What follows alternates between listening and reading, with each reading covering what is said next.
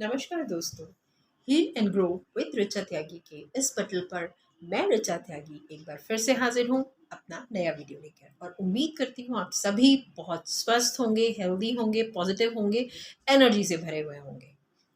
दोस्तों, मैं आज एक बात आपसे पूछना चाहती हूँ, क्या आपको भी लगता है कि हम लोगों की सभी की मेमोरी जो है वो कहीं न कहीं जो हमारी जो याददाश्त है वो बहुत ज़्यादा कमज़ोर हो गई है? आपको नहीं लगता 22 मार्च 2020 में जहाँ हमने शुरुआत की थी, आज हम 2021 में हम फिर वहीं पहुँच गए हैं। आज अप्रैल चल रहा है 2021, लेकिन चीज़ें फिर वहीं आ गई हैं और ज़्यादा बढ़ चढ़कर हमारे ऊपर हावी हो रही हैं। क्यों हम इतने केयरलेस हो सकते हैं? कैसे हम इतने केयरलेस हो सकते हैं?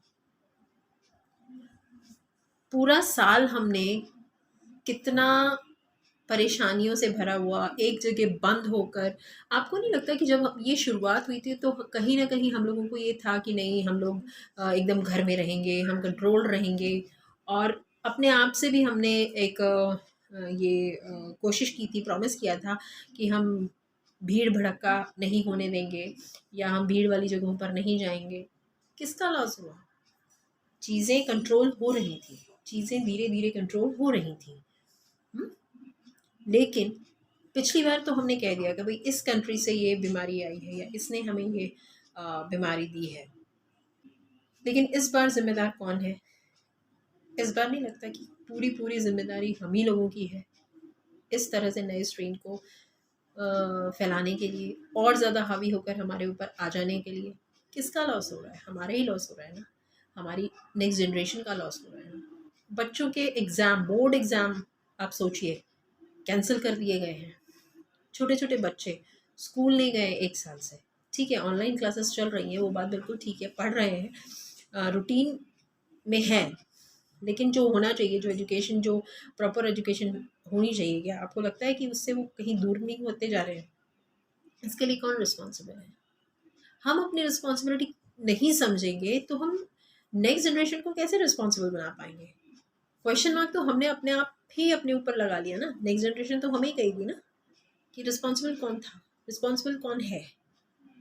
जब तक हम खुद अपने आप को रिस्पॉन्सिबल नहीं करेंगे, रिस्पॉन्सिबल नहीं बनाएँगे, कैसे अपने नेक्स्ट जनरेशन को हम सही गलत का की पहचान करा सकते हैं? सिर्फ़ बोल के कुछ नहीं होता।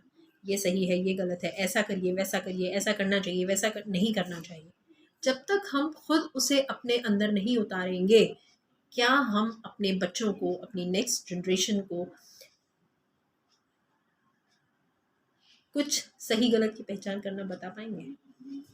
ज़रा सोचिएगा, प्लीज़ ज़रा सोचिएगा।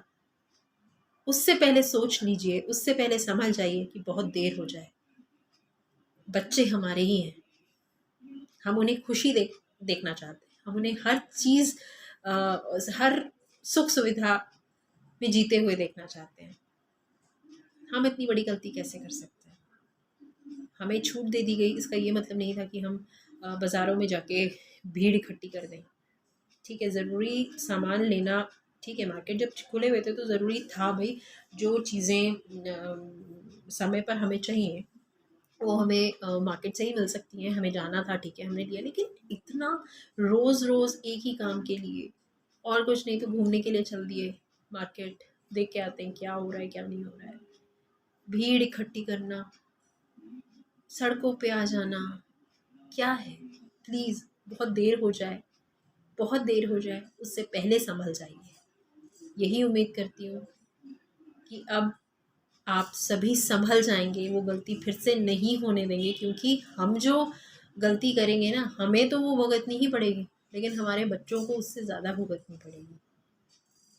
तो सोचिएगा ज़रूर, सँभलिएगा ज़रूर। फ़िलहाल आज के लिए इतना ही। अगर आपको मेरी बात सही लगे तो लाइक कीजिए, शेयर कीजिए और चैनल को सब्सक्राइब कीजिए। नमस्कार।